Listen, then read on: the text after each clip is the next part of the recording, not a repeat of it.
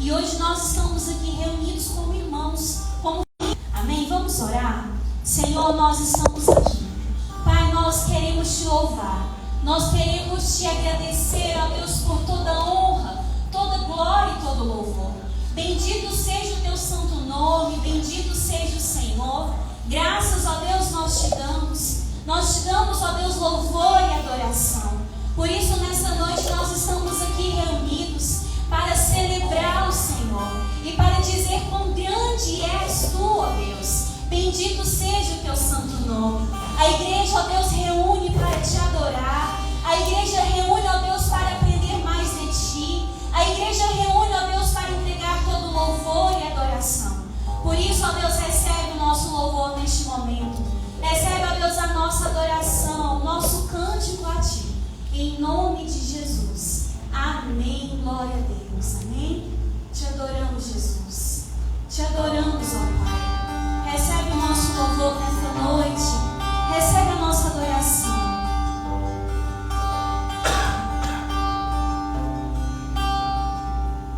Senhor, eu nasci para te chamar de Deus. Eu nasci para te chamar de Pai. Eu estou do seu lado. Senhor, desde o ventre da minha mãe, eu sou pouco exclusivo seu. Eu sou abençoado, se vivo obediente. Mas todo dia o pecado vem, me chama. Todo dia as propostas vêm, me chama. Todo dia vem as tentações, me chama. Todo dia o pecado vem, mas eu escolho Deus. Eu escolho ser amigo de Deus. Eu escolho Cristo todo dia. Já morri pra minha vida, agora eu vivo a vida de Deus. Mas eu escolho Deus. Eu escolho ser amigo de Deus. Eu escolho Cristo todo dia. Já morri pra minha vida, agora eu vivo a vida de Deus. Senhor, eu nasci pra te chamar de amor. Eu nasci pra te chamar de Pai. E andar ao seu lado. Senhor, desde o ventre da minha mãe, eu sou pouco exclusivo seu. Eu sou abençoado, se vivo obediente. Mas todo dia o pecado vem, me chama. Todo dia as propostas vêm, me chamam.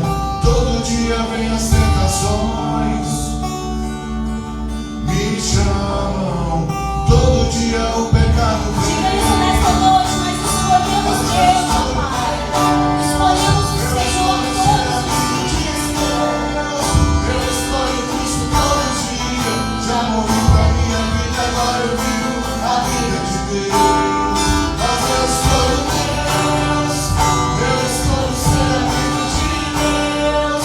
Eu escolho Cristo todo dia. Já morri pra minha vida, agora eu vivo a vida de Deus. Mas eu escolho Deus. Eu escolho ser amigo de Deus. Eu escolho Cristo todo dia. Já morri da minha vida, agora eu vivo a vida de Deus. Oh Deus, nós te adoramos, ó Pai. Nós te adoramos, Jesus, porque sabemos que temos a oportunidade de caminhar e andar com o Senhor todos os dias. Nós sabemos, ó Deus, que mesmo que venham as tentações, mesmo, ó Deus, que venham as dificuldades, nós escolhemos, ó Deus, o Senhor. Nós escolhemos, ó Pai, a Tua palavra. Por isso, ó Deus, por toda a nossa vida, Jesus, nós queremos te adorar, nós queremos te exaltar, porque o Senhor é o nosso escudo, o Senhor é a palavra viva que está presente nas nossas vidas, ó Deus.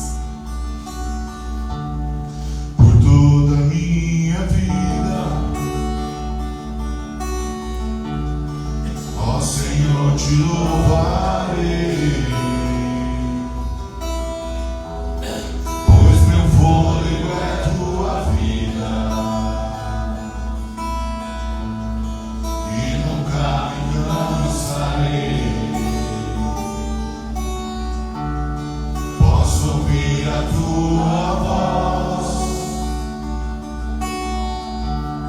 é mais doce do que o mel,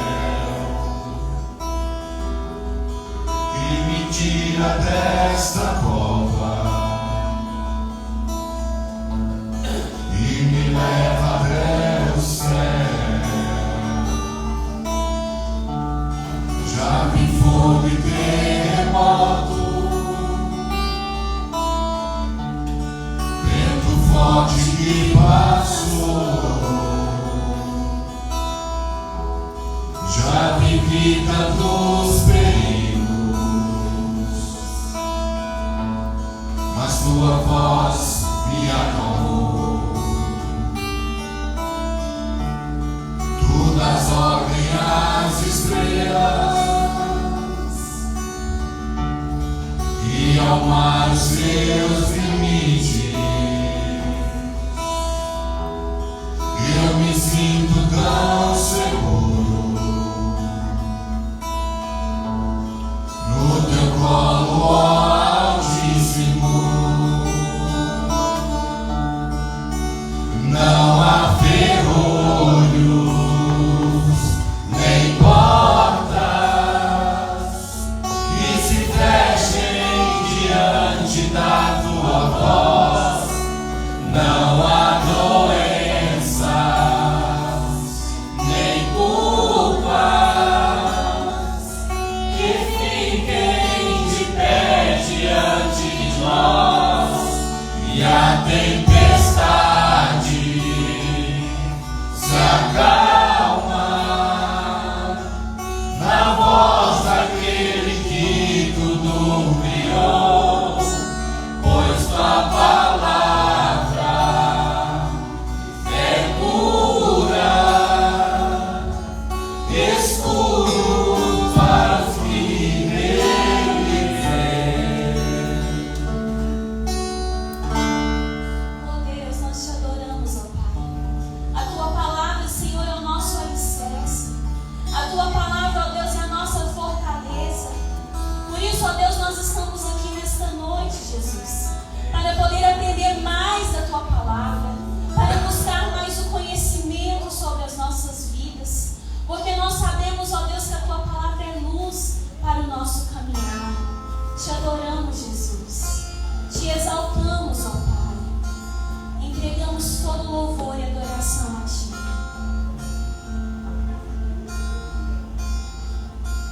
Pai, sei que os teus olhos estão sobre a terra a procurar alguém que te adore em espírito, alguém que te adore em verdade. Pai, como achaste a Davi, vem e derrama sobre mim o óleo precioso da unção e me faz segundo o teu coração. Achei em mim verdadeiro adorador, com vestes de louvor, quero contemplar teu rosto, ó Pai. Vem ungir minha oferta de amor, dou a ti meu coração, meu Deus, meu Pai.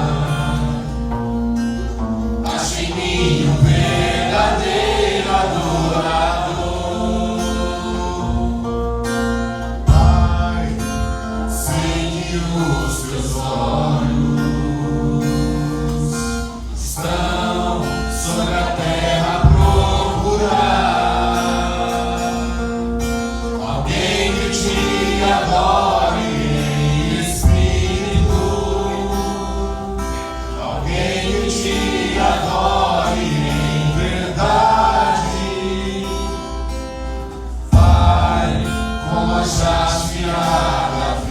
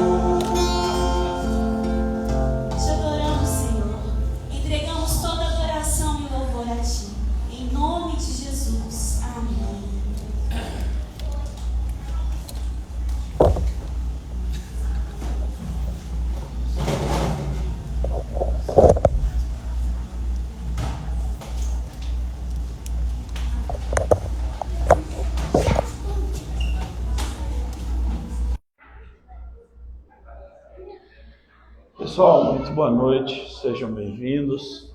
A graça e a paz do Senhor esteja sobre nós. Gostaria de pedir para você abrir no livro de Ruth, está no Antigo Testamento, depois do livro de Juízes. Ruth, capítulo de número 1, versículo 1.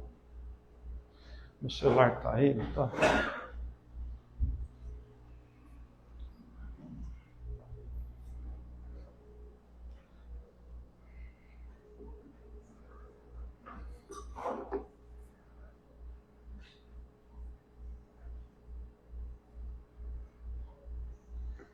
Ok.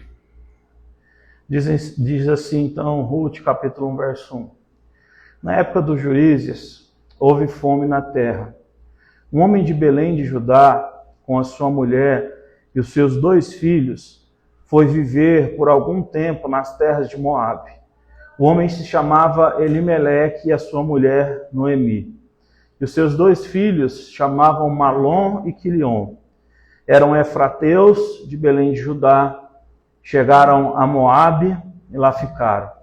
Morreu Elimeleque, marido de Noemi, e ela ficou sozinha com os seus 2 filhos. Eles se casaram com mulheres moabitas, uma chamada Orfa e a outra Ruth. Depois de terem morado lá por quase 10 anos, morreram também Malom e Quilion, e Noemi ficou sozinha, sem os seus filhos e o seu marido. Quando Noemi soube em Moabe que o Senhor viera ao auxílio do seu povo, dando-lhe alimento, ela decidiu voltar com suas 2 noras para a sua terra. Assim, ela, com as suas 2 noras, partiu do lugar onde tinha morado. Enquanto voltavam para a terra de Judá, ela lhes disse: vão, retornem à casa de suas mães, que o Senhor seja leal com vocês, como vocês foram leais para com os seus falecidos e comigo. Que o Senhor conceda que cada uma de vocês encontre segurança no lar de outro marido. Então deu-lhes um beijo de despedida, mas elas começaram a chorar alto e lhe disseram: não, voltaremos com você para junto de seu povo. Disse, porém, Noemi: voltem, minhas filhas, porque viriam comigo? Poderia eu ter filhos que viessem a ser seus maridos? Voltem, minhas filhas.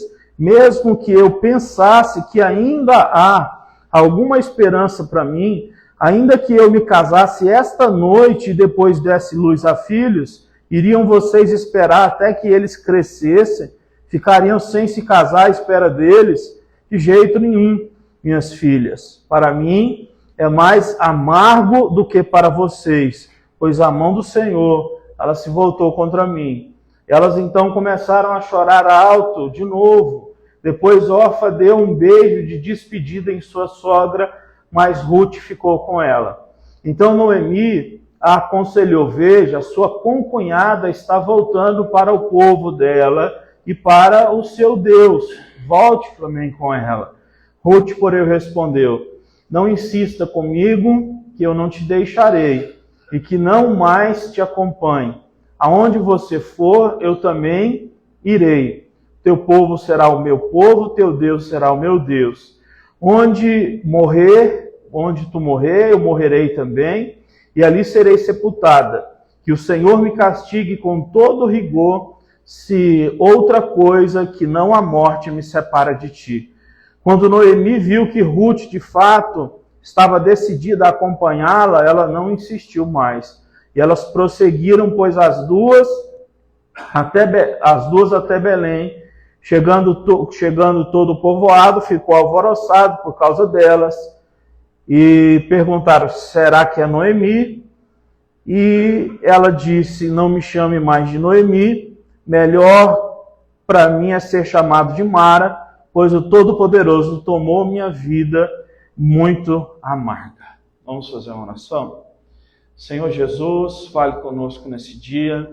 Obrigado porque nós estamos aqui, perdoe os nossos pecados, obrigado porque nós louvamos o seu nome, muito obrigado porque nós oramos a Ti. Abençoe as crianças nesse momento, que elas possam aprender a palavra do Senhor, elas possam ter essas sementes plantadas no coração delas. Senhor Jesus, que o Senhor possa tocar o nosso coração, fala conosco nesse dia, porque o Senhor é todo-poderoso. Muito obrigado, oramos em nome de Jesus. Amém. Amém? Então, o livro de Ruth é um livro muito bonito na Bíblia, é um livro que tem o nome de uma mulher. Ela é a personagem principal da história, juntamente com a sogra dela, Noemi, e também o marido que ela vai ter, o segundo marido dela, que se chama Boaz.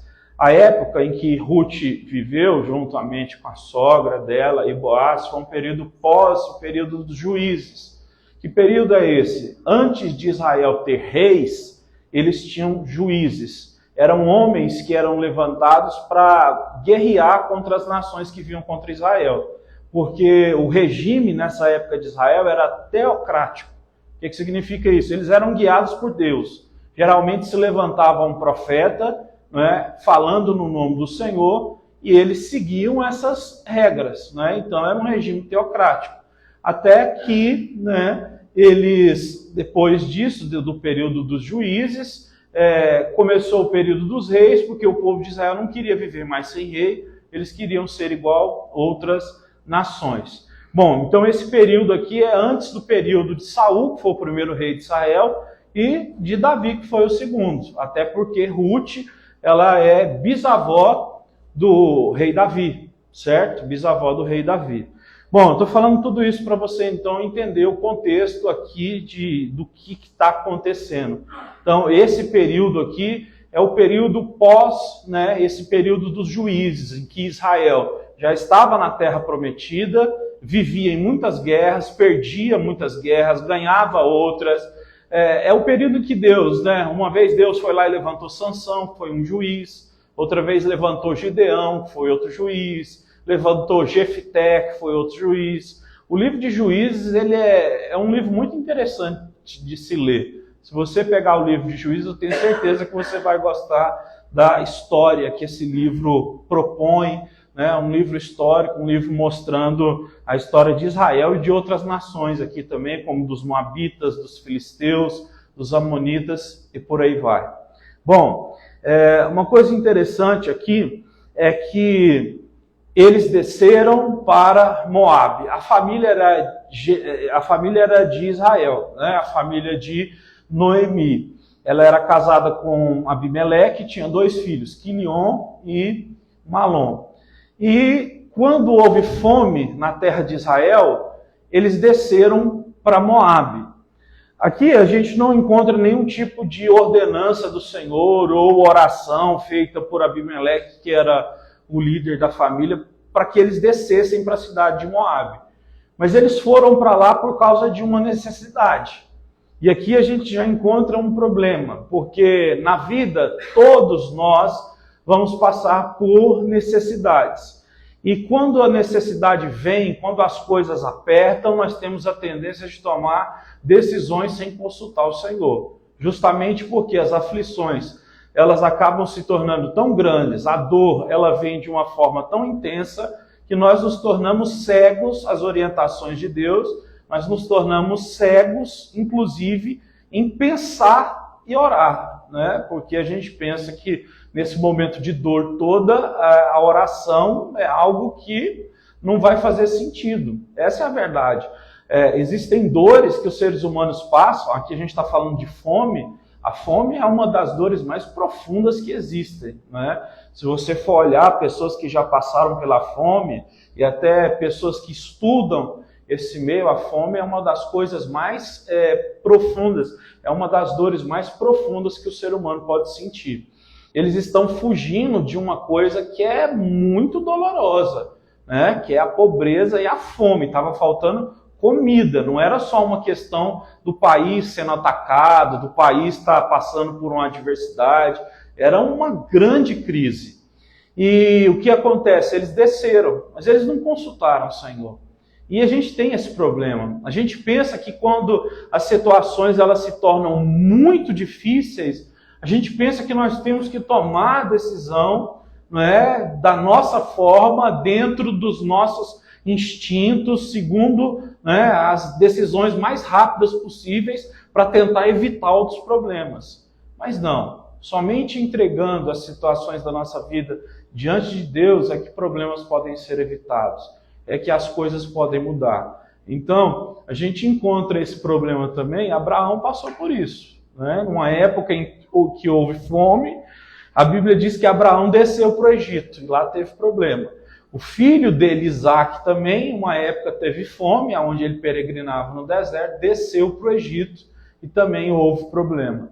Então, a maioria das vezes, as dificuldades, elas nos fazem descer para lugares que Deus não quer que nós venhamos aí, né? Geralmente, então, as necessidades, elas aparecem. Quando nós não oramos a Deus, essas necessidades nos levam para longe de Deus, né? Billy Graham, que foi um pregador batista, né, aí do século passado, morreu tem poucos anos, ele disse assim: se você quiser se afastar de Deus, Satanás tem sempre um barco pronto do seu lado para te levar para o lugar que você quiser. Sempre vão haver propostas, sempre vão haver tentações. A gente cantou aqui, né? As propostas sempre vêm, as tentações sempre vêm, sempre nos chamam, né? Se você quiser se agarrar a isso, oportunidades vão existir. Mas nós não podemos ceder, então, às pressões das dificuldades. Quando as dificuldades vierem, este é o momento de nós, então, colocarmos tudo em oração e pedirmos que Deus venha se levantar ao nosso favor e venha nos ajudar. Uma coisa importante aqui desse texto também é que a gente vai falar sobre a fidelidade de uma nora para com a sua sogra. Olha, eu já vi um monte de pastor usar esse texto aqui, que diz assim: aonde tu fores, irei também, o seu Deus será o meu Deus, aonde você morrer, eu vou morrer. Eu já vi um monte de pastor usar esse texto para pregar sobre casamento. Aqui não está falando nada de casamento. Está falando sobre uma nora falando para a sogra: eu vou com a senhora. Eu vou para a sua terra, eu vou voltar com a senhora para Israel. O Deus da senhora vai ser o Deus que eu vou servir. Aonde a senhora morrer vai ser o lugar que eu quero morrer também. Então não tem nada a ver com casamento. E eu vou te dizer um negócio: se você pegar todas as palavras de Jesus e dos apóstolos, eles nunca feriram um contexto bíblico ou pegar um verso isolado para falar alguma coisa. Eles sempre, pelo contrário, mostraram o contexto. Então, assim, isso é uma coisa muito preocupante, porque a maioria dos cristãos, eles se apoiam em versos isolados, até para fazer esse tipo de coisa. Vai pregar sobre o casamento e aí vai lá e fala: não, aí você, marido, né, você marido, você mulher, aonde um for, o outro tem que ir também, isso, sei lá o que. É bonito, mas não é a verdade, não é o que o texto está dizendo. E a gente tem que ser fiel às Escrituras. Então não interessa se um grande pregador falou que isso aqui é sobre casamento, não interessa se foi o maior homem de todos os tempos. Não é o que está escrito. Pronto, não é. Quem está falando essa frase aqui é o quê? É uma nora falando para sua sogra. Então, nós precisamos aprender a ser bíblicos, olhar o contexto, né, da história, para a gente então compreender o que Deus quer falar conosco. Então, aqui nós vemos um contexto em que houve a morte de Abimeleque. Não se fala porque o marido de Noemi morreu, né? E não vai falar também o porquê que o marido de Ruth, que era filho de Noemi, e o marido também de Quilion morreu, né? O esposo de Orfa morreu. Morreram os três, né? Morreu o pai e 2 filhos. Não fala por quê. Só fala que Ruth ouviu falar que a mão do Senhor tinha favorecido Israel. Noemi viu que a mão do Senhor tinha favorecido Israel. E ela falou: vou voltar. E as 2 noras começaram a seguir ela, até que ela disse: não precisam me seguir. E aí Orfa chorou, foi embora. E Noemi então se posicionou, dizendo que queria ficar, né, do lado dela. Então, a gente precisa entender uma coisa. Aqui tem um problema. É óbvio que o Senhor Deus, Ele é soberano, e que a fé e a salvação, é maior do que qualquer tipo de etnia ou coisa parecida. Mas a Bíblia, ela nos dá um padrão que é um padrão que, quando não é seguido, desgraça a vida de muitas pessoas, que é o que a Bíblia fala, e Paulo vai falar disso de uma forma mais profunda, que é a questão do jugo desigual, que está lá em 1 Coríntios capítulo 6. A Bíblia diz que um cristão não deve se colocar em jugo desigual com um descrente. Que uma pessoa que busca Deus não tem que se colocar em jugo desigual com quem busca Satanás, não é? Porque não tem como sentar na mesa de Deus e sentar na mesa dos demônios ao mesmo tempo. Quando aqui eles casaram, os dois filhos de Noemi casaram, tanto com Ruth como com Orfa, não era para eles terem casado, né? A verdade é que a orientação é sempre você observar muito bem, né, aonde você vai pisar, as alianças que você vai fazer, e principalmente a questão da aliança do casamento. Isso é uma coisa muito séria, né? Tem que se observar o Deus que a pessoa segue, a forma como a pessoa se relaciona com o dinheiro, a forma como a pessoa se relaciona com a sociedade. Muitas coisas precisam ser analisadas e pensadas antes que se haja um casamento, antes que se haja uma aliança. E aqui, então, a gente observa que há quebra, né, de um mandamento, porque na palavra de Deus diz que os israelitas não deveriam casar com mulheres de outras nações. Então, eles erraram. Mas olha só, né, como é as escrituras. Nós temos um texto bíblico em que o livro se chama Ruth. E Ruth era uma mulher moabita, era uma mulher fora do povo que Deus tinha escolhido. Só que Deus, acima de tudo o que existe como regra, como mandamento, como por exemplo, não case com mulheres estrangeiras, nós temos uma coisa que é mais forte, que é a questão da fé, que é a questão da conversão. Então, Deus não queria que eles se casassem com mulheres estrangeiras. Só que o que a gente vê em Ruth é a conversão do coração dela a Deus. Tanto é que ela diz para a sogra dela, né? O seu Deus será o meu Deus. Então, quando existe conversão, as questões étnicas, elas se tornam menores do que qualquer coisa. Qualquer tipo, né, de desigualdade, ela se torna pequena diante de uma conversão.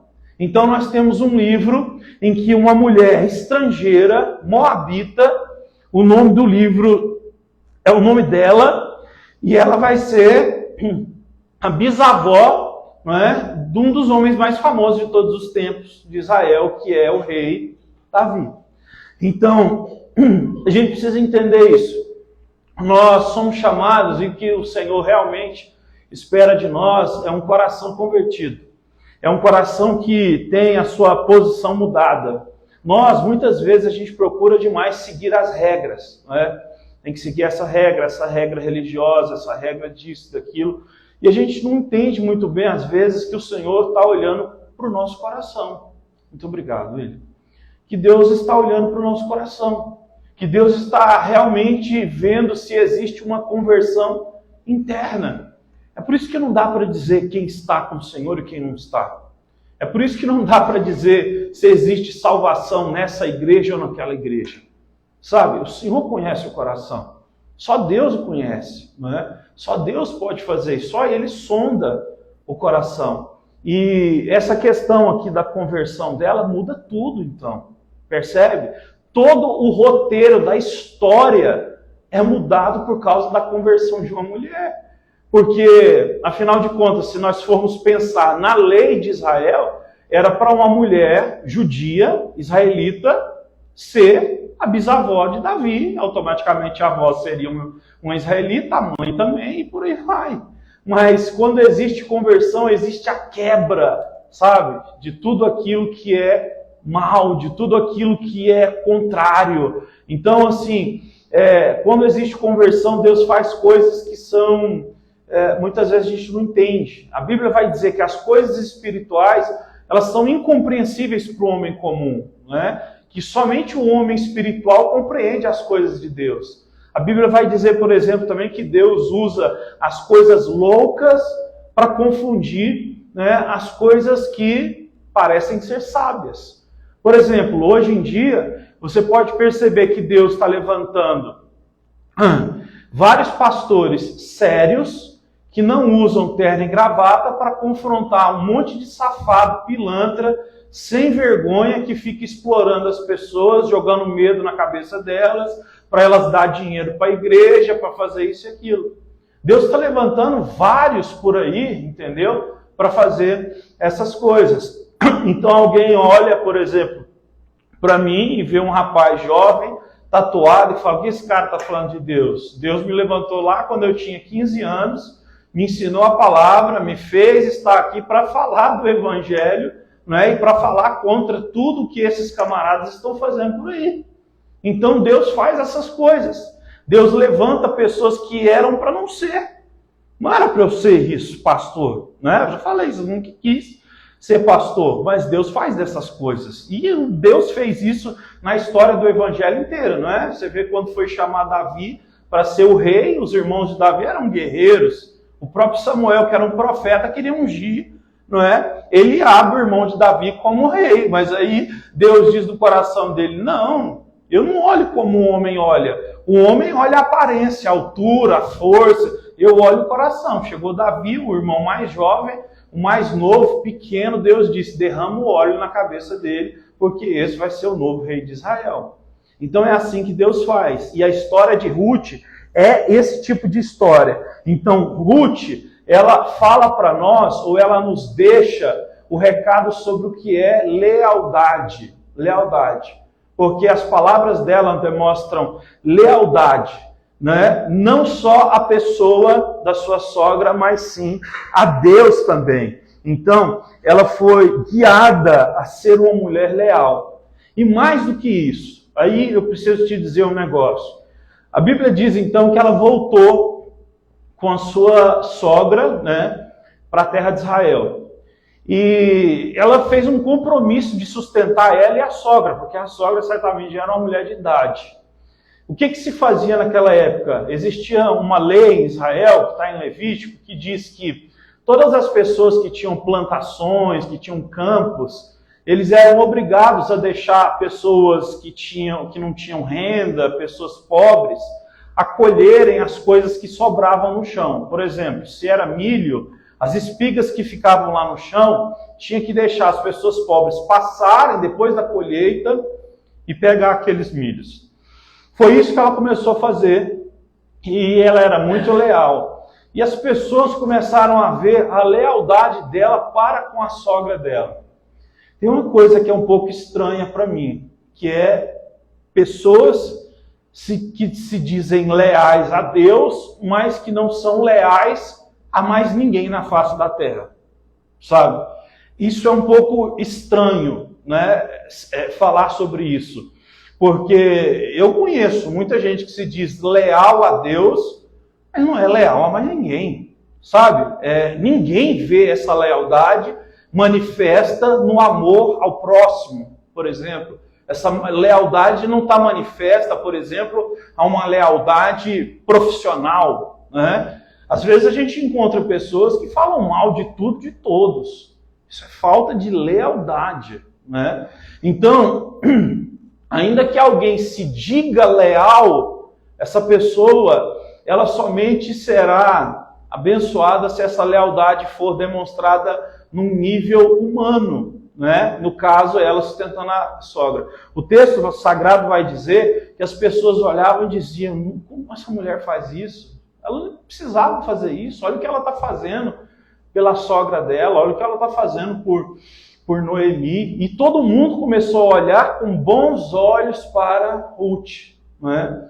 E isso é uma coisa que a gente precisa entender. Olha, nós precisamos ser leais a Deus e leais às pessoas que Deus coloca à nossa volta, justamente para que, né, Deus possa colocar graça sobre nós e as pessoas que rodeiam a nossa vida, começar a ver, né, que existe algo diferente em nós. Então, isso você pode pedir a Deus para que aconteça contigo, porque essa é a melhor forma de haver uma diferença, uma reestruturação na vida de uma pessoa, não é? Porque hoje em dia a falta de bons relacionamentos, a falta de confiança um no outro é uma coisa séria. Como, por exemplo, nós não devemos nos associar com as pessoas pelo que elas mostram por fora. Nós devemos procurar, de alguma forma, nos associar com pessoas pelo coração.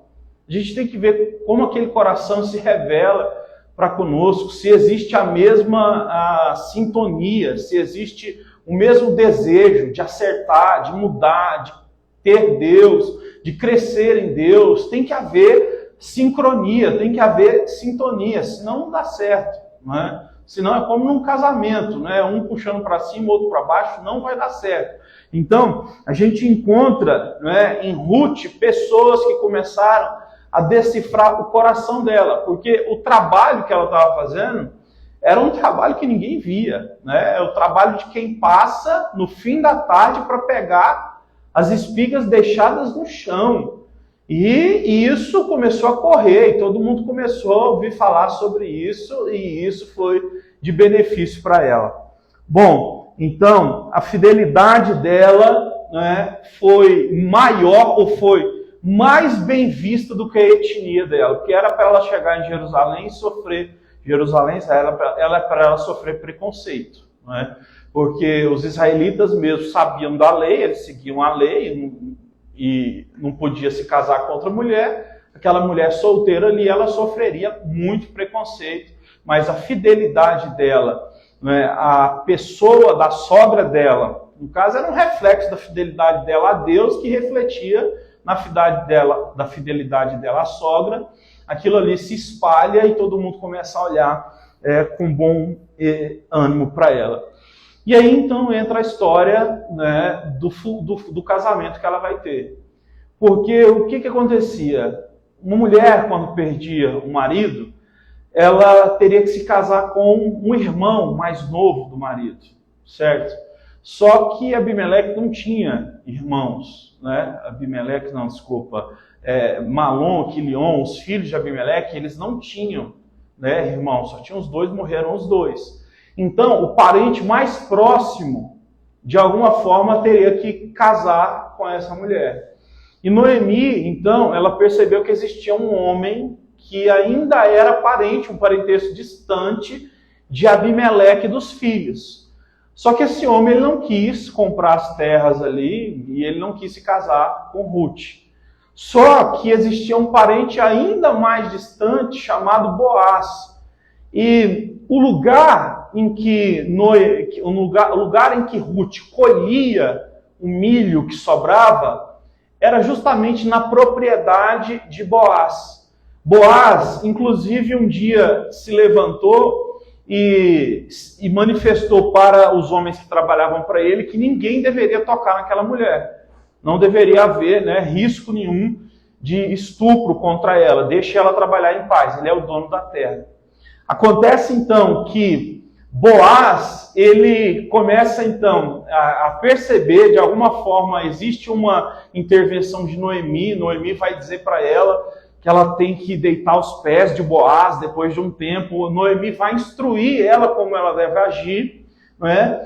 E acontece que Boaz, ele acha graça, então, em Ruth, não é? A ponto de querer comprar as terras lá do sogro dela para ele se casar com ela. Isso é uma coisa assim, que não acontece qualquer hora, não acontece em qualquer momento.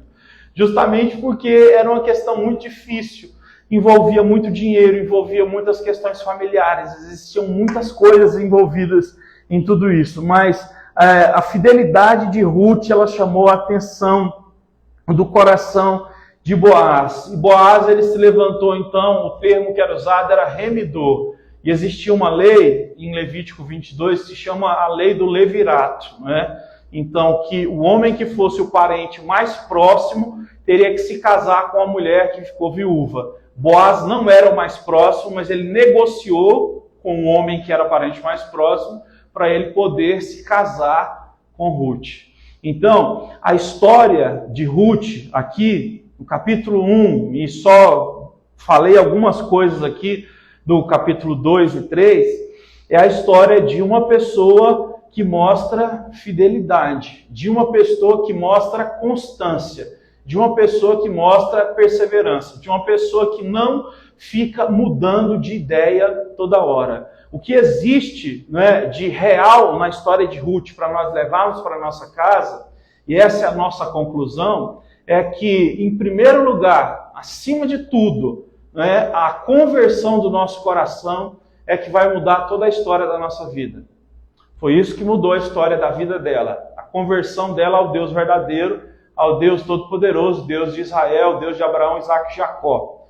Sem a conversão, você pode aplicar todas as técnicas e os métodos que existem, nada pode ser feito sem primeiro haja essa conversão espiritual. A parte espiritual do ser humano é a base de tudo, é a raiz de tudo que existe na nossa vida. Se essas raízes não estiverem vivas, se elas não forem verdadeiras, nada pode acontecer na nossa vida. As coisas não podem se desenvolver no máximo, né?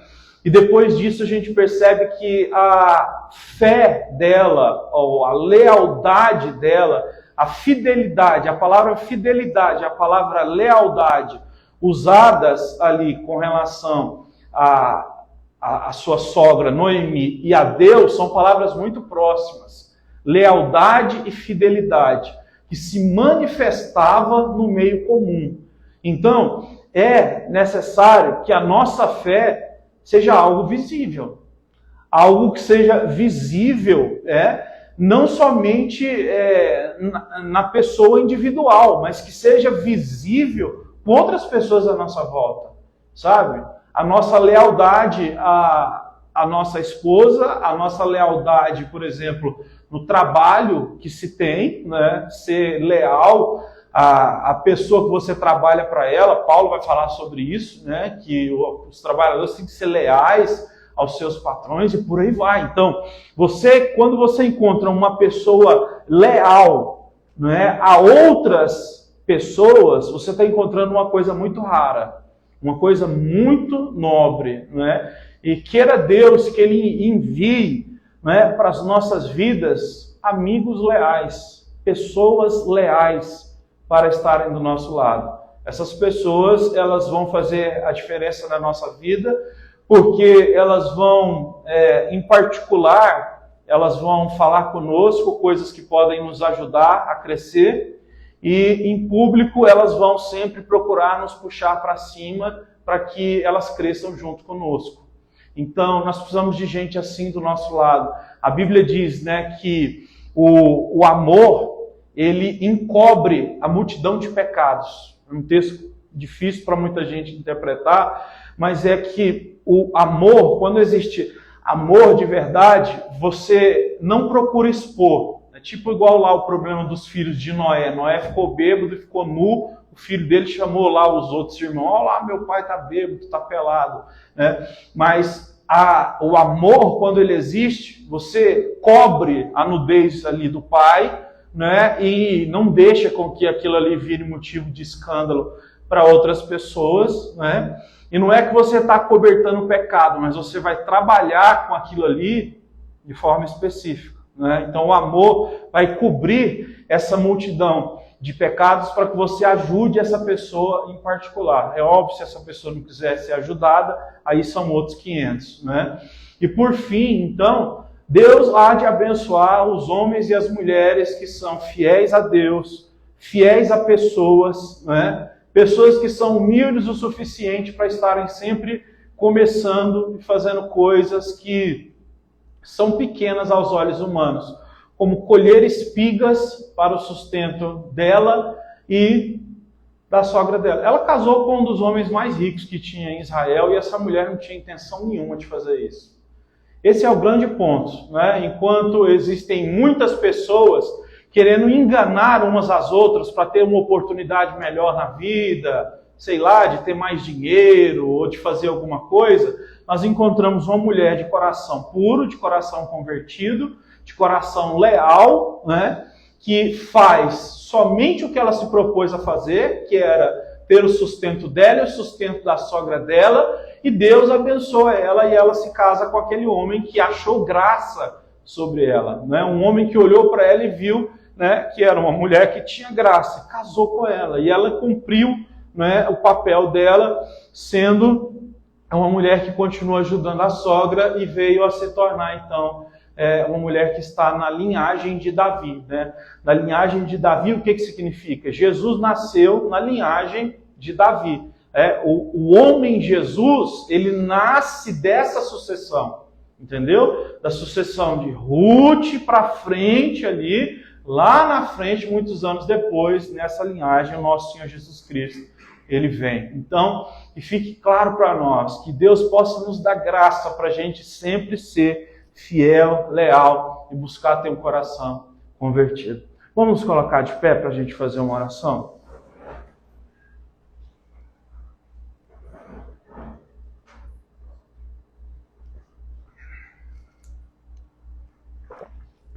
Vamos orar. Senhor nosso Deus, nós te agradecemos por estarmos aqui.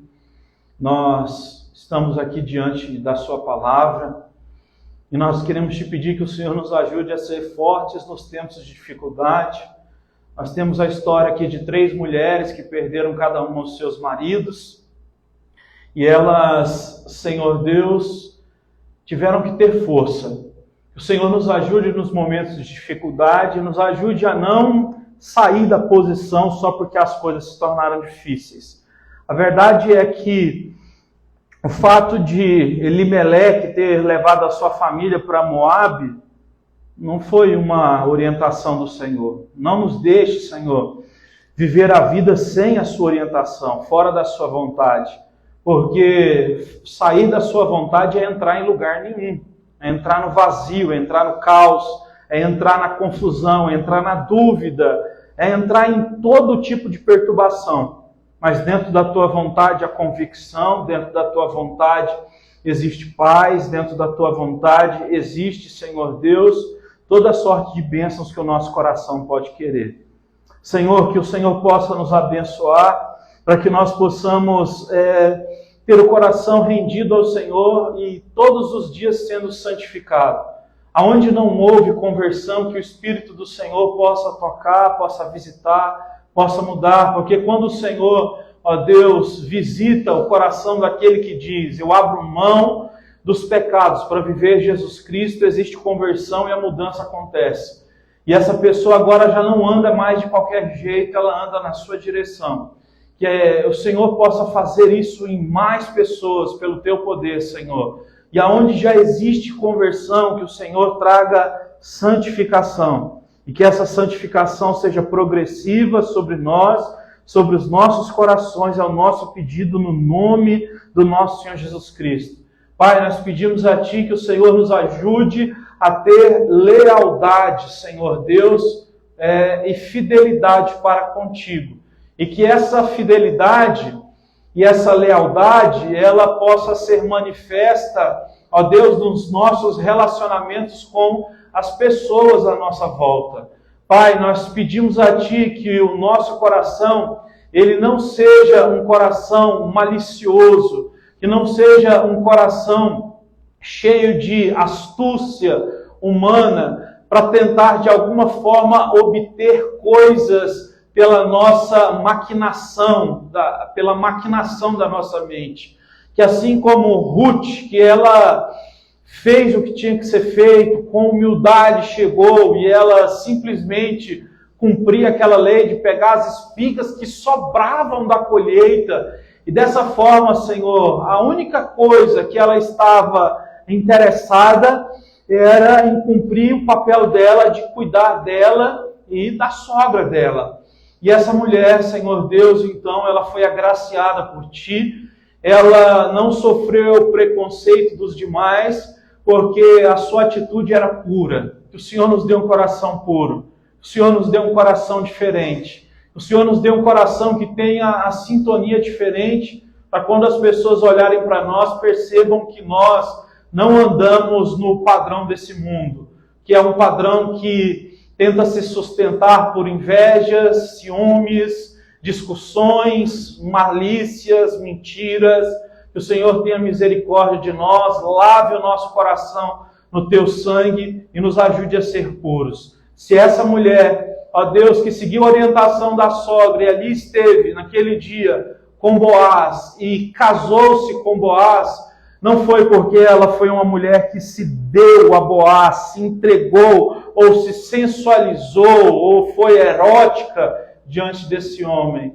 Não, ela esteve na sua presença, o Senhor achou graça e assim aconteceu, e assim toda a história da Escritura se desenrola, porque a Deus ouve as atitudes certas dessa mulher. O Senhor nos abençoe, abençoe a nossa família, abençoe, Senhor Deus, a nossa trajetória, que o nome do Senhor seja glorificado. Muito obrigado, nós oramos em nome de Jesus. Amém, amém. Pode se assentar, nós já vamos terminar. Que o nosso Deus possa então nos abençoar dessa forma. Meus irmãos, vamos passar as contribuições.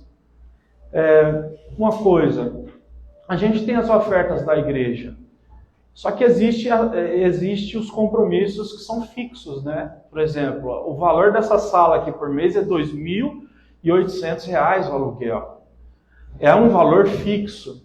E às vezes a igreja vive só de ofertas, que são coisas esporádicas. Então não dá para ter uma métrica, uma média de como a gente vai passar o mês, de como a gente pode projetar próximos meses. Então, eu queria te encorajar a ser uma pessoa que é um mantenedor mensal da igreja, que é uma pessoa que dizima, por assim dizer, para que a igreja possa avançar, para que a igreja possa ter condições também financeiras de continuar progredindo. Então eu queria te convidar agora, se você quiser ajudar, abençoar, para a gente continuar, você pode fazer isso aí pela internet, ou o William, ele também está com os envelopes. Se você quiser pegar o envelope, você pode levantar a mão. Vou fazer uma oração por isso então.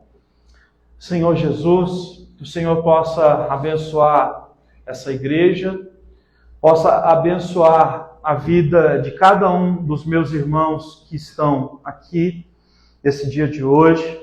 Senhor Deus, eu sei que o Senhor conhece os corações e eu sei que a bondade, a liberalidade, a generosidade, ela é recompensada pelo Senhor.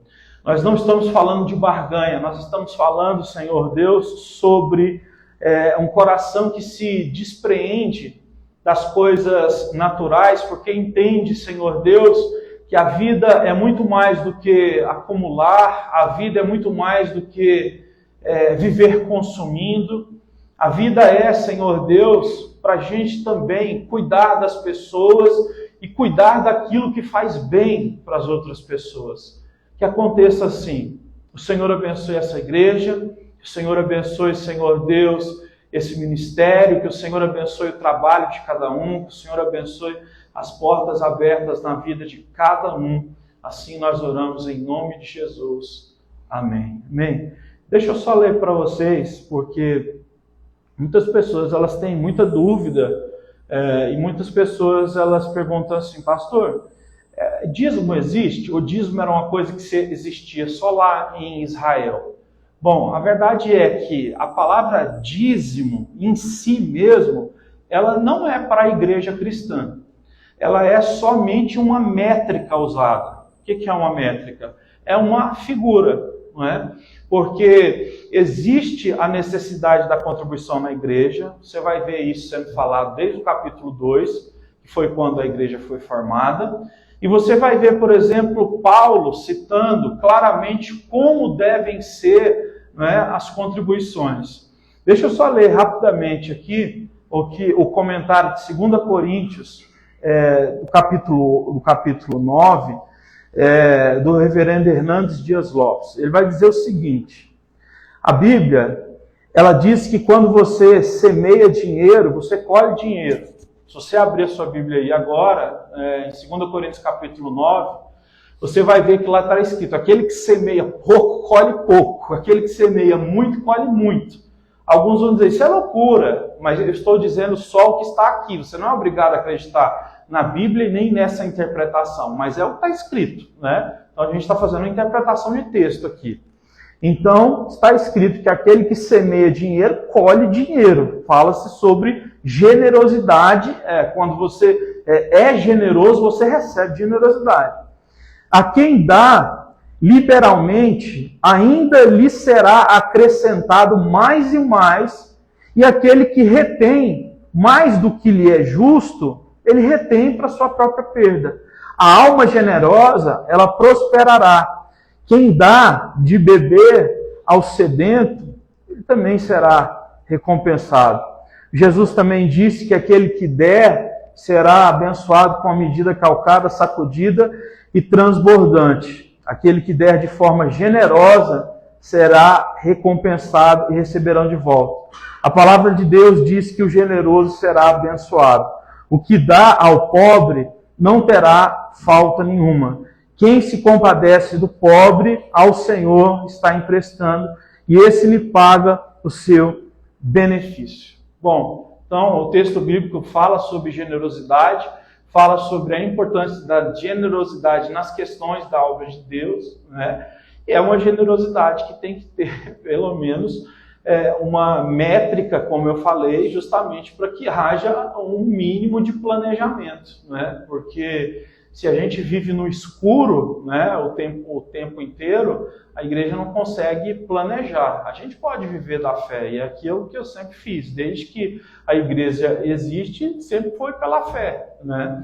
Mas se a igreja tiver um planejamento, né, tiver um orçamento, ela pode começar a crescer em outros lados. Então, eu quero só que você entenda isso. Isso está escrito na Bíblia também por Paulo, né? E é dessa forma que o campo missionário começou a crescer na época do apóstolo Paulo, no século I, depois da morte e ressurreição de Jesus. Vamos nos colocar de pé então para a gente encerrar? Que Deus abençoe a sua vida, que Deus abençoe a sua semana, que seja uma semana abençoada, que seja uma semana com boas notícias para nós. Vamos orar.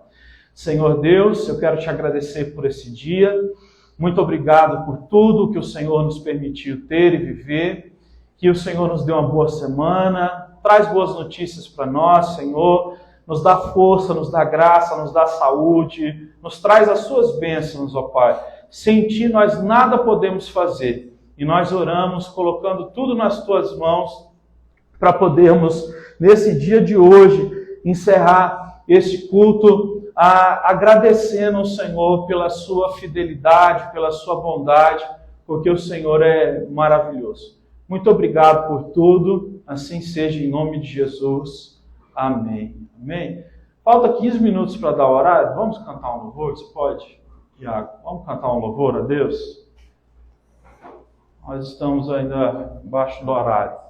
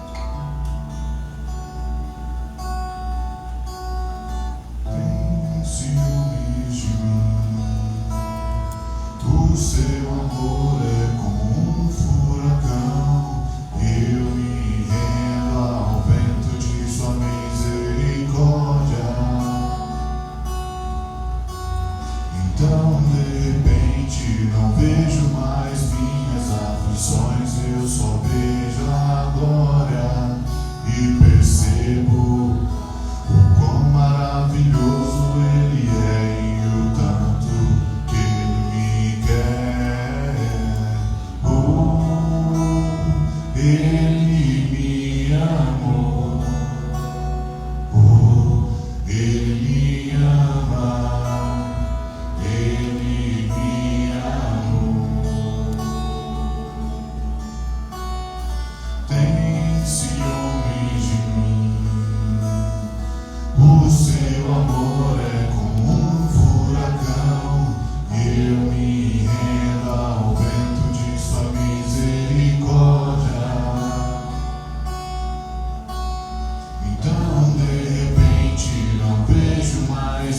minhas aflições, eu só vejo a glória e percebo o quão maravilhoso Ele é e o tanto que Ele me quer.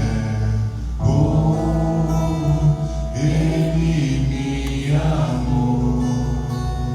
Oh, Ele me ama. Ele me amou. Me ama. Ele me ama. Ele me ama. Ele me ama. Me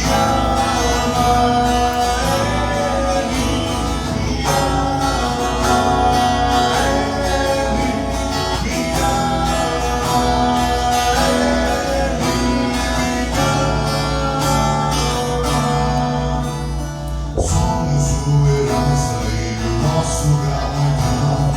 Senhor, de graça nos atrai a redenção. Se a graça é um oceano, estamos afogando. O céu se une à terra com um beijo apaixonado. Meu coração dispara em meu peito acelerado. Não tenho tempo pra perder com ressentimentos, quando penso que Ele me ama. Ele me ama.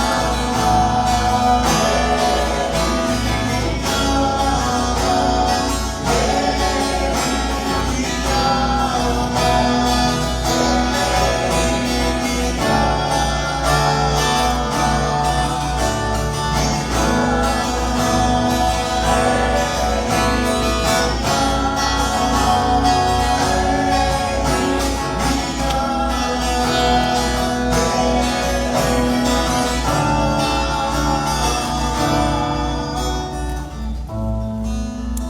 Amém. Graças a Deus, pessoal. Para encerrar, amanhã nós temos um estudo bíblico aqui na igreja, às 19h30. Quarta-feira estamos aqui às 20 horas, tá bom? E não sai sem pegar o folhetim também, tá aqui debaixo, tá bom?